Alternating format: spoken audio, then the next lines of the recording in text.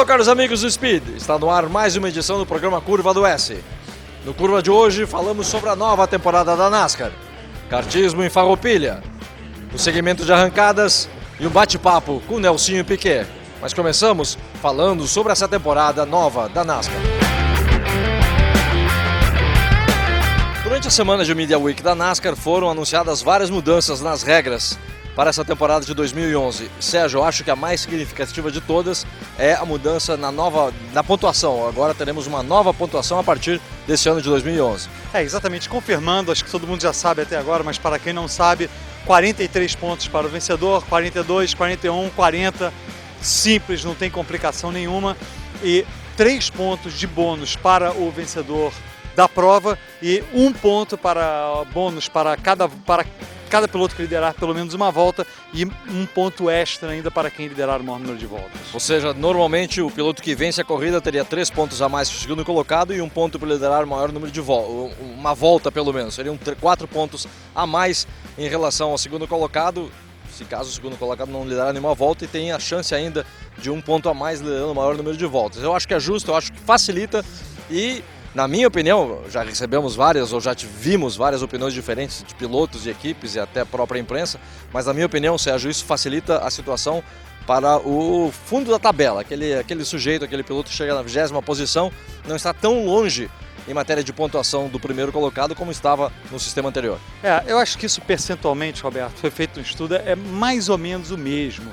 E, inclusive, o que eu vi, eu não tive tempo de ver os números exatos, mas é que a penalidade é justamente para quem está lá atrás, por causa dessa diferença, em vez de ser 3 pontos, 1 ponto. Mas enfim, sem contar isso, eu acho que o principal objetivo da NASCAR, acho que o ponto é a simplificação para os torcedores. O Brian France, ele disse durante a apresentação da NASCAR, que é a apresentação feita pela própria NASCAR, que o objetivo é para aquela pessoa de 80 anos e aquela de 10 anos de idade entenderem a pontuação. É muito simples, não tem aquela coisa, a diferença do primeiro para o segundo, 15 pontos, o segundo até o sexto, é 5 pontos entre cada um, é 1 e acabou. Simplificado. E outra coisa que ele explicou, Roberto, por que não dar 1 ponto de bônus extra para a classificação? Muita gente perguntando, a NASCAR é uma da categoria que não tem isso.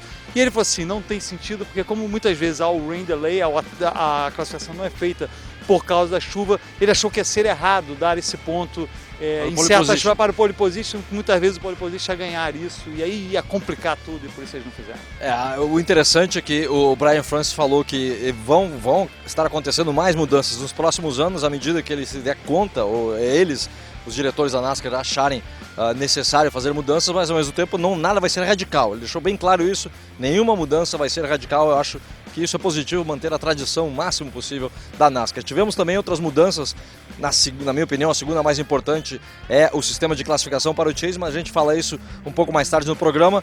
Tem também a escolha agora, os pilotos, Sérgio, que a nossa discussão eterna de pilotos da primeira categoria participando da segunda e terceira.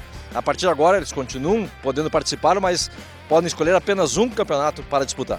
E eu acho que aí, Roberto, eu sei que a nossa discussão é eterna, acho que alguém escutou nós dois da NASCAR, que pretensão, né? Imagina. E cortou a linha no meio. Porque é isso aí, ele fez o que eu pedi, eu acho que foi feito, o que eu sempre defendi, é deixar a disputa entre os pilotos que... Isso é mais na Nationwide, entre a Nationwide e a Sprint Cup, entre os pilotos que disputam a Nationwide, e não como foi nos últimos 5, 6 anos, Kyle Busch ganhando, Cal Edwards ganhando, Clint Bowyer ganhando, sei lá quem ganhando. Eu acho que isso não tem graça e dá chance para pilotos como Justin Allgaier, como Steve Wallace, etc. Mas o outro lado do seu, Roberto, é que a participação continua livre. Ou seja, todos os grandes pilotos podem participar da prova, o prêmio de dinheiro é o mesmo e o ponto do carro é o mesmo para o dono do carro. Ou seja, tem um campeonato aí em jogo do dono do carro e isso atrai o público. Eu falei com o Cal Edwards, uma das conversas que a gente teve, ele falou que se pedir para ele correr, ele vai continuar correndo na Nationwide Series. Ele disse que foi a primeira categoria, até hoje se considera, por exemplo, a Nationwide Series, e não vai mudar em nada poder ter a chance de ser campeão ou não. Ele quer mesmo acelerar. Isso ele falou, vamos ver se vai acontecer durante a temporada. E agora chegou a hora do segmento Maquineta do Tempo, que fala sobre a história do automobilismo brasileiro. Na década de 50, Interlagos já vivia um movimento intenso de competições. Os monopostos dominavam o cenário. As carreteiras tinham a fama de serem mais rápidas. Os carros nacionais começavam a ser produzidos no Brasil.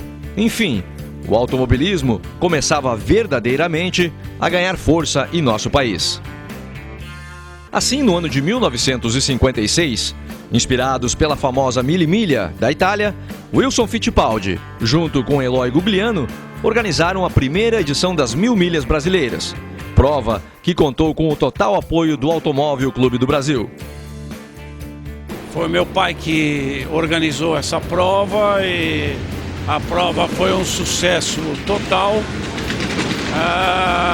E era praticamente a prova do ano, né? Todo mundo esperava a época de 1000 milhas. Existia uma corrida no mundo que era famosa, até hoje é famosa, tem uma tradição, né?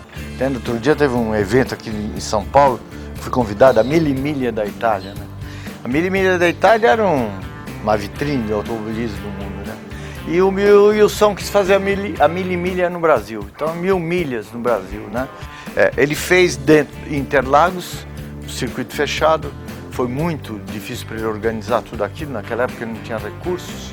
E a 1000 milhas, pela sua importância, pela grandeza que ela veio ter, ela foi usada pelas fábricas de automóvel que viriam a ter ao longo do tempo com uma vitrine, entende? Porque ela era patrocinada praticamente por tudo que existia do parque industrial de autopeças e as fábricas usavam aquilo como vitrine, entende? E ela foi o grande trampolim do automobilismo brasileiro.